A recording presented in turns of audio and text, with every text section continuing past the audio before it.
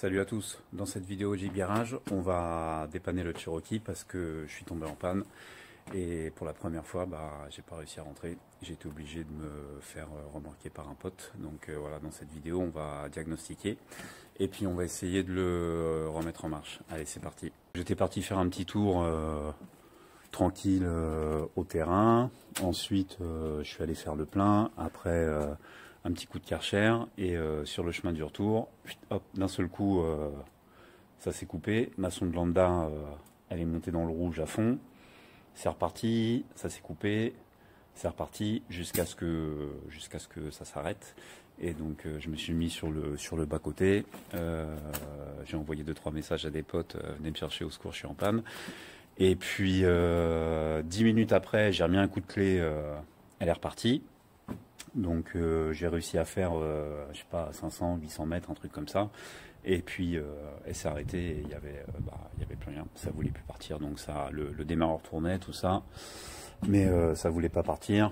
Donc j'ai regardé ici si j'avais du carburant dans la rampe d'injection. Et oui, il y a un tout petit peu de carburant qui a coulé, mais bon, j'avais plus de pression.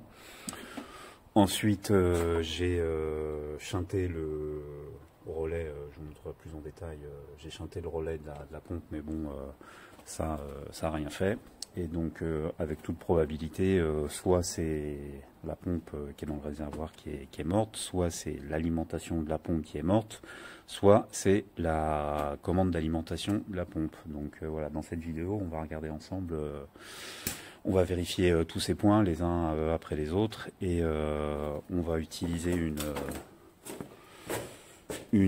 Power Probe, pardon. Donc c'est une sonde qui permet d'injecter du courant. C'est un truc que j'ai acheté il n'y a pas longtemps et c'est super pratique.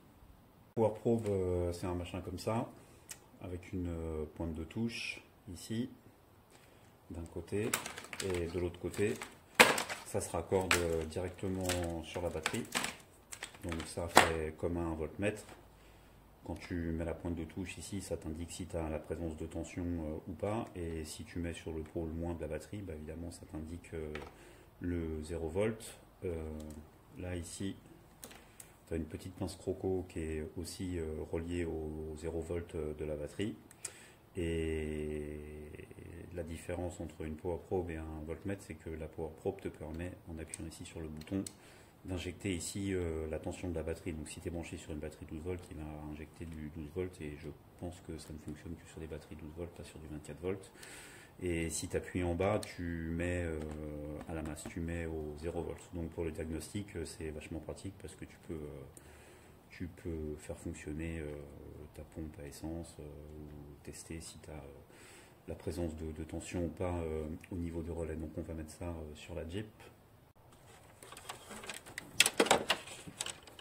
Donc le fil rouge sur le fil rouge, le fil noir sur le fil noir.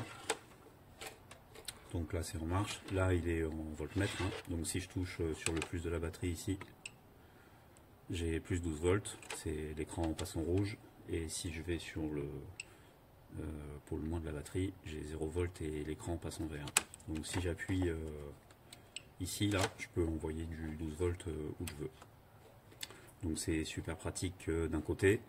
Par contre, il faut faire attention parce qu'avec ça, tu peux cramer ton calculateur, tu peux cramer un capteur de je sais pas quoi, tu peux cramer tout ce que tu veux. Donc faut pas faire n'importe quoi avec ça, mais encore une fois, c'est super pratique. Donc on va s'attaquer au relais de la pompe. Pompe à carburant. Donc sur les Cherokee Ronix, le relais de la pompe, en tous les cas sur le mien, c'est celui-là, ici, là. C'est le deuxième. Donc je ne l'ai pas testé, mais a priori le relais est bon. Donc on va essayer de tester la bobine avec la sonde de courant.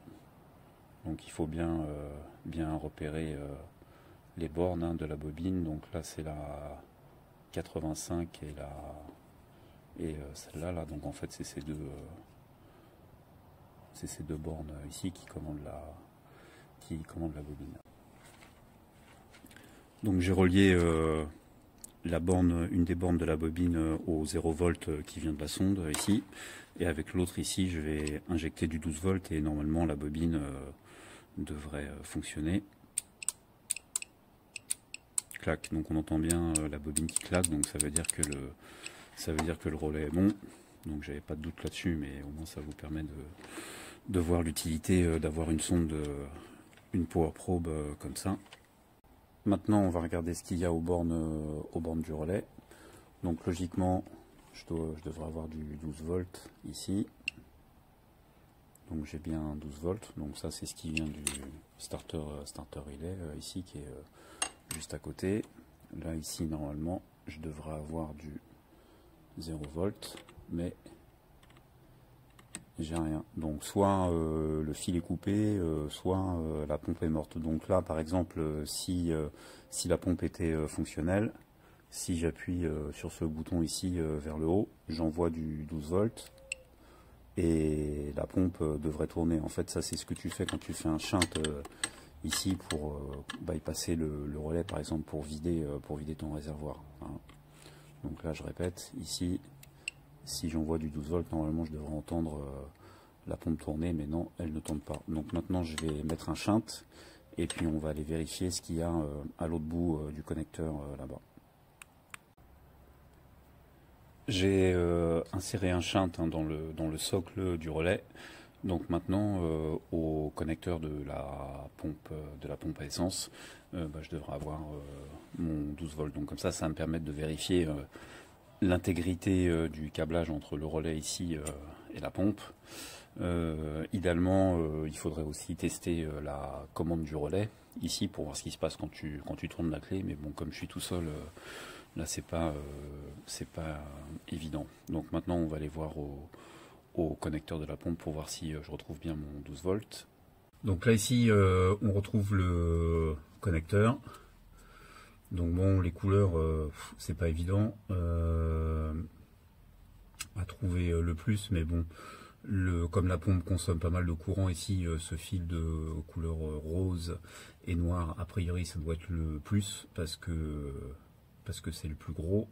Celui du milieu il est tout fin, ça doit être la jauge, le niveau de carburant, et le noir qui est un peu plus gros aussi c'est le 0 volt. Donc là ici normalement je devrais retrouver mon 12 volts et j'ai bien mon 12 volts ici, et de l'autre côté je dois avoir du 0 volt.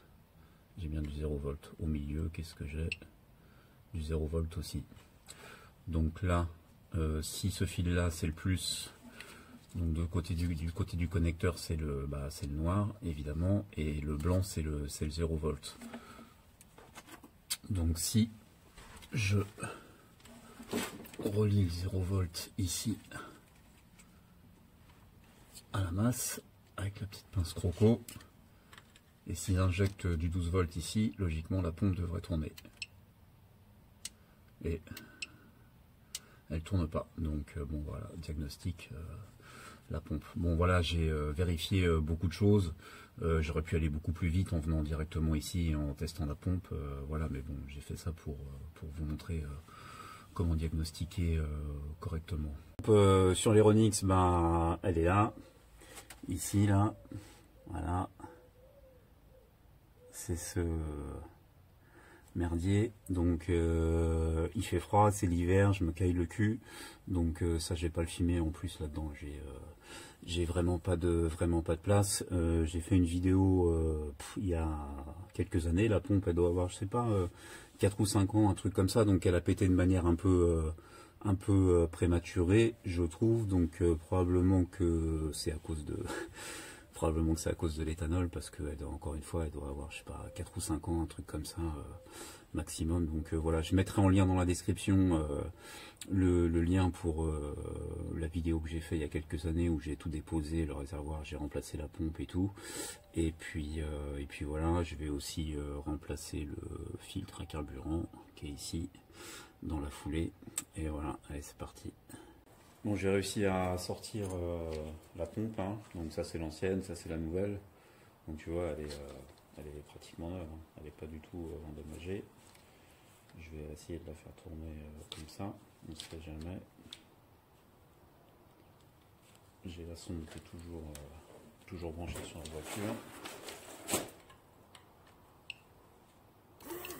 Ah putain, elle a tourné la salope.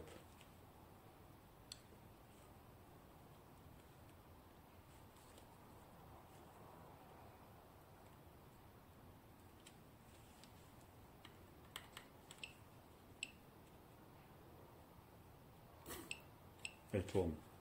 Putain. Bon. Ça, c'était pas prévu. Donc, bon, je sais pas trop quoi penser, mais en tous les cas, je vais pas la remonter. Bon, de toute façon, je l'ai testé 10 fois, elle a pas marché, donc il n'y a pas de raison que... Voilà, ça veut dire qu'il y a un truc qui est pas clair là-dedans. Donc, je vais remonter la nouvelle, je vais la tester.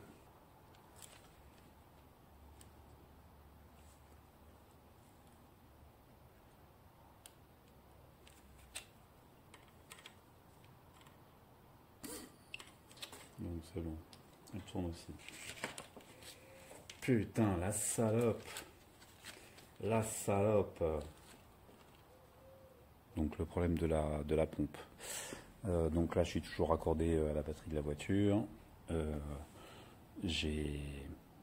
J'injecte du moins sur le connecteur ici et j'ai la sonde de l'autre côté. Donc logiquement, là, je récupère du 0 volt. Donc là, c'est bon.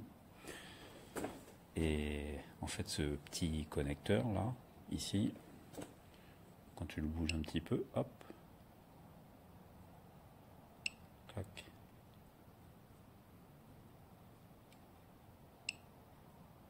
Là, j'ai circuit ouvert. Donc là, si là, elle est raccordée, si j'injecte du 12 volts, elle tourne.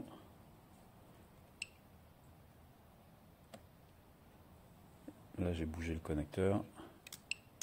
Et là, cacahuète. Donc il y a un mauvais contact au niveau de ce connecteur là. Et ouais, il est un peu... ça gigote. Donc voilà, bref, c'est ça, c'est ça qui était pas bon. Donc ça, je vais me démerder, je vais faire bouger les pattes de connexion, je vais la remettre en état, puis comme ça j'aurai une pompe de dépannage. Donc maintenant je vais débrancher la sonde de courant. Donc j'ai rebranché la nouvelle pompe, tout est raccordé. Donc là normalement on doit entendre la pompe tourner. Voilà. Donc, je vais faire là ici, je vais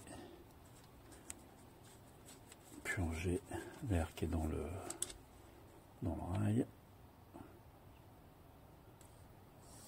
J'ai déjà de l'essence, parfait. Hop. J'ai de l'essence, de la batterie.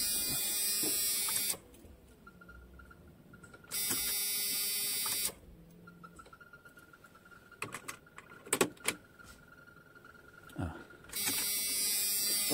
J'ai débranché le relais de la sonde lambda parce que j'ai viré tout ce truc là pour que on puisse voir le relais facile. Clac. Rebrancher le relais de la sonde lambda. Je vais laisser ça en vrac comme ça pour le moment.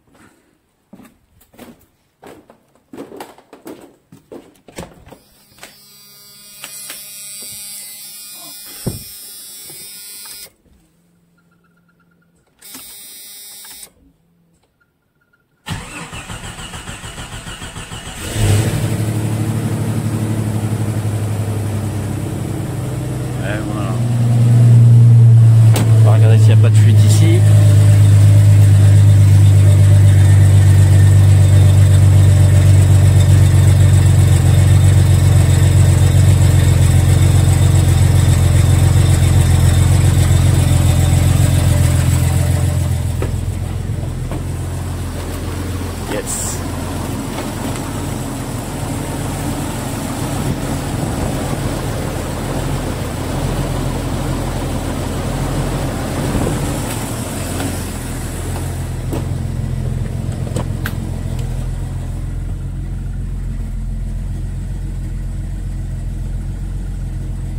Ah ouais, ça caille, hein.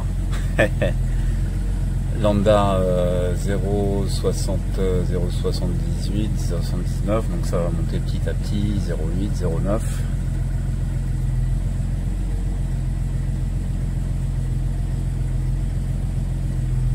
Ah, par contre, mon réservoir il est presque vide.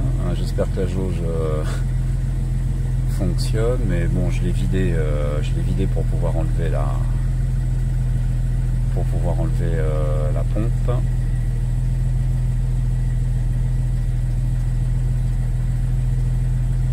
Bon, je vais le laisser tourner comme ça, on va le laisser chauffer, tranquille.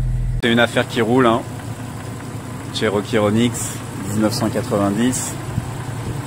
Il a 34 ans. Voilà.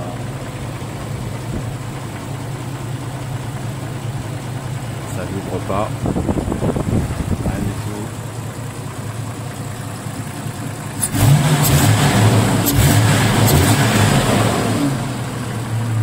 Voilà.